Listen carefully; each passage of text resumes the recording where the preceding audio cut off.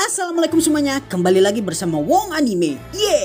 Akhirnya Mangaten Surat chapter 94 keluar setelah kita menunggu lumayan lama, alias 1 bulan. Sekedar mengingatkan, di chapter sebelumnya kita melihat transformasi Hinata yang berubah menjadi Ratu Peri ketika dia menggunakan armor simpanannya. Dan pertarungannya dengan Rimuru yang menyiratkan banyak hal, juga pertarungan lainnya antara para bawahan Rimuru dengan para Saints. Nah, pada chapter ini kita melihat bagaimana kondisi geopolitik kerajaan Falmouth setelah turunnya Edomaris yang digantikan oleh Raja Edward adiknya. Peran gereja barat di Falmouth dan bagaimana Diablo sebagai perantara pihak ketiga menghandle ke semua hal tersebut. Mari kita bahas satu persatu. Baiklah, sebelum ke video pembahasan, Wong Anime ingatkan kepada kalian untuk yang tidak ingin ketinggalan video-video terbaru Wong Anime, jangan lupa untuk subscribe dan bunyikan tombol notifikasi. Dan jika kalian menyukai video ini, jangan lupa untuk like dan share kepada teman-teman kalian, oke? Geopolitik Falmouth dan Brainwash Media. Chapter ini tentu saja dimulai dengan perkenalan kondisi geopolitik kerajaan Falmouth yang telah mengalami perpindahan pemangku dan pemegang kekuasaan. Nah, kalau kalian mempelajari politik, kalian tentunya tahu senjata paling kuat di dalam peperangan adalah informasi. Dan apabila kalian berhasil menguasai cara untuk mengontrol informasi, seperti misalnya melalui media cetak ataupun elektronik, maka kalian biasanya akan bisa mengarahkan kelompok masyarakat tertentu untuk melakukan segala hal sesuai dengan agenda kalian. Ini sebabnya di dunia kita, salah satu negara superpower mampu membrainwash ratusan juta orang di seluruh penjuru bumi disebabkan mereka menguasai media. Nah, di panel awal chapter ini kita bisa melihat kalau Raja Edward berhasil mempengaruhi opini masyarakat menggunakan berita dari surat kabar melalui headline-headline fantastis yang diterterakan dari surat kabar yang tentunya kita tahu dia dalam tanda kutip terbitkan sendiri. Walaupun masyarakat Falmouth terutama penduduk ibu kota Maris kemungkinan besar tidak mengetahui fakta ini. Dari headline berita yang bisa kita lihat dari reaksi para masyarakat Falmouth, disimpulkan bahwa Raja Edward menggunakan clickbait untuk menyebarkan opini bahwa Edomaris dan Yomu melakukan konspirasi untuk menggelapkan denda peperangan. Yang kita tahu kalau hal tersebut adalah hoax alias disinformasi yang disebarkan oleh Raja Edward supaya rakyat bisa diarahkan opininya. Dan kelihatan jelas sekali kalau pengarahan opini ini tampaknya berhasil dia lakukan. Di sisi lain, kita juga bisa melihat kalau Damrada, sang pemimpin organisasi bawah tanah Kerberos, sedang menarik benang-benang konspirasinya. Bisa dilihat kalau dia setelah sebelumnya berada di Resteia di hadapan para tetua agung negara barat untuk mempengaruhi opini mereka, maka dia sekarang tiba di sisi Raja Edward dan memberikannya bantuan untuk menghadapi Raja Iblis bawahan Rimuru, yaitu Diablo yang sebelumnya memberikan syarat kompensasi kepada Raja Edward. Secara sosiokultural, Kekaisaran Timur adalah negara yang sehari-harinya sering berhubungan dengan iblis dan ini membuat mereka pada akhirnya menjadi ahli dalam menangani iblis. Nah, di sini Damrada yang berasal dari Kekaisaran pada dasarnya menawarkan kepada Edward untuk memakai jasanya dengan menghubungkannya dengan para pemburu iblis sehingga Edward berhutang kepada Damrada dan dia pun diingat oleh Edward sebagai seseorang yang mampu memberikan suatu barang yang konkret kepadanya sehingga Edward berhutang kepada Damrada. Nah, di chapter ini kita bisa melihat mengenai klasifikasi iblis berdasarkan usia seperti yang sebelumnya pernah Wong Anime jabarkan di video mengenai alur evolusi iblis. Tapi kalau kalian ingin penjelasan yang lebih detail, kalian bisa menontonnya di video buatan Wong Anime daripada hanya melihatnya di panel manga ini. Karena Wong Anime tidak hanya menjelaskan mengenai klasifikasi berdasarkan usia, namun juga berdasarkan kekuatan juga. Oke, kembali ke Damrada. Kita tahu kalau Damrada ini adalah pedagang senjata dan sebagai pedagang senjata tentunya kita tahu kalau keberadaan Damrada di Falmouth adalah supaya pertumpahan darah terjadi dan supaya perang bisa terus ada. Karena bagi pedagang senjata seperti Damrada, perang adalah industri yang akan membawa keuntungan dan semakin lama perang terjadi maka semakin untung dia.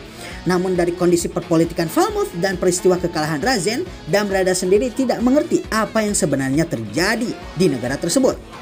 Kenapa Damrada yang merupakan pemimpin dari organisasi Kerberos justru tidak mengerti? Hal ini terjadi karena Razen.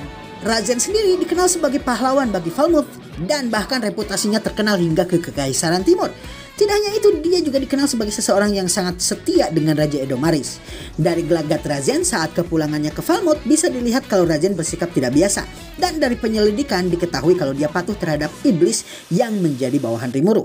Melihat betapa Razen yang dikenal kuat dan setia bisa bertindak seperti itu, maka Damrada memperkirakan kalau iblis yang berhasil mempengaruhi kesetiaannya adalah iblis primordial. Melihat kalau keadaan sangat tidak menguntungkan, maka Damrada pada akhirnya menyuruh semua anak buahnya kecuali yang bertugas sebagai pengintai mundur dari negara tersebut. Kesalahan Edward dan emosi Diablo. Sementara itu di wilayah Nidor, salah satu wilayah kerajaan Falmouth yang diduga menjadi tempat persembunyian Edomaris yang katanya berkonspirasi dengan Yomu, Raja Edward bersama dengan pasukannya dan beberapa pasukan bantuan dari Lubelius alias Gereja Suci Barat mengepung seluruh kota tersebut. Sudah jelas kalau premis dari pengepungan ini adalah supaya Raja Edward mempertanggungjawabkan perbuatannya yang katanya di surat kabar menggelapkan harta yang seharusnya dibayarkan kepada Raja Iblis Rimuru. Melalui pemandangan dari atas, Diablo yang mengamati pasukan Edward bisa melihat keberadaan Sare, Gregory, dan juga Glenda yang sebelumnya kita ketahui kalau Louis, Kaisar Lubelius tidak pernah sekalipun memerintahkannya untuk mengirimkannya. Diablo pun menyadari kalau Raja Edward ternyata memimpin langsung pasukan dan berada di garis depan. Peristiwa di mana Raja berada di garis depan biasanya jarang sekali terjadi. Namun tentunya kita tahu kalau mengingat Falmouth baru saja mengalami pemindahan kekuasaan, maka Edward perlu untuk menaikkan image-nya supaya mendapatkan dukungan dari rakyat. Pada peristiwa ini tidak hanya Diablo yang berasal dari pihak Tempest yang hadir di medan Nidor, Hakuro dan Rangga juga ada di sana. Nah, ada kesalahan fatal yang dilakukan oleh Raja Edward selaku raja baru di sini. Kita tahu kalau tujuan Raja Edward ada di medan perang adalah untuk meningkatkan image-nya. Sayangnya di sini dia membawa wartawan dalam jumlah yang banyak. Padahal kita tahu kalau wartawan biasanya membawa agendanya tersendiri, yaitu mereka hanya tertarik dengan berita wah, sehingga dengan memanfaatkan tujuan ini, siapapun bisa menyetir wartawan tersebut. Diablo pada akhirnya memanfaatkan keberadaan wartawan ini dengan baik. Melalui monolog Diablo, kita bisa merasakan kalau Diablo sebenarnya benar-benar sedang mengalami pergolakan batin atau perasaan yang luar biasa. Pertama, dia sangat marah dikarenakan dia dituduh sebagai orang yang membunuh Uskup Agung Raihem yang kita tahu kalau bukan Diablo lah yang melakukannya.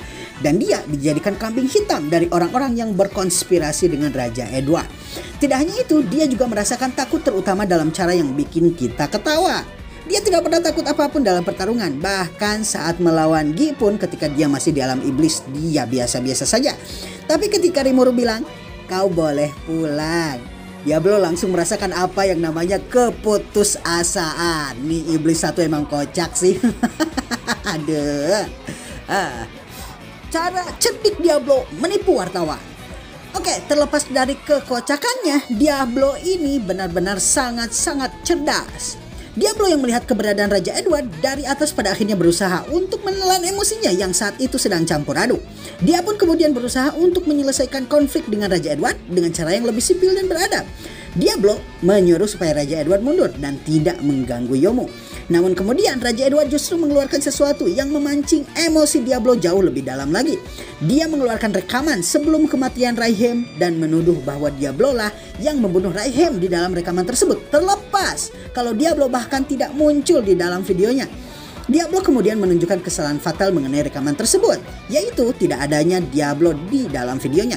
Namun Raja Edward tidak mau mendengarkan Diablo. Merasa jengah dengan tuduhan ini, Diablo pada akhirnya mengeluarkan emosi dan kemarahannya yang direspon oleh Raja Edward dengan mengeluarkan kelompok pemburu iblis asal Kekaisaran Timur yang menamakan dirinya Demon Hunter. Yang kita tahu, mereka ini merupakan bentuk sumbangan dari Damrada atas Raja Edward. Mereka berusaha untuk menghancurkan tubuh fisik Diablo.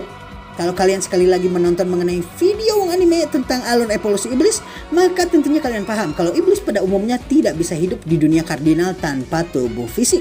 Dan jika yang dilawan ini adalah iblis biasa, maka biasanya strategi ini adalah strategi jitu dan strategi bagus. Sayangnya mereka tidak menyadari satu hal.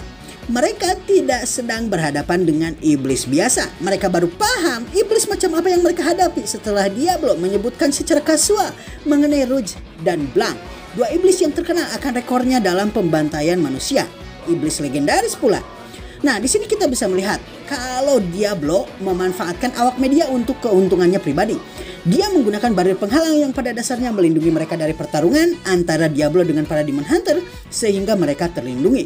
Tidak hanya itu, Diablo juga bertarung dengan cerdik dan secara kasat mata terlihat seolah tidak melakukan perlawanan apapun walaupun dia dirantai dan disambar dengan menggunakan petir atau listrik. Padahal Diablo menggunakan Demon Lord Haki untuk membuat mereka semua ketakutan dan mengalami teror yang luar biasa hanya melalui aura yang dia keluarkan. Melalui kemampuannya ini, Diablo berhasil mengesankan kepada para wartawan bahwa dia bukanlah seorang yang kejam. Ya walaupun kita tahu Diablo aslinya kayak gimana. Konklusi chapter 94. Kesimpulannya, melihat hampir seluruh bawahannya jengker dan tidak bangun lagi, bahkan Raja Edward juga ikut-ikutan tumbang karena aura Diablo, ditambah dengan betapa entengnya Diablo menyebutkan nama Blanc dan Rouge yang merupakan iblis primordial legendaris, pemimpin dari pemburu iblis kekaisaran pun pada akhirnya bersujud dan memohon ampun kepada Diablo. Sare melihat pemandangan ini kemudian menghunuskan pedangnya dan menantang Diablo, dan pertarungan antara Sare dan Glenda yang ada di tempat tersebut melawan Diablo pun kemungkinan akan terjadi di chapter selanjutnya.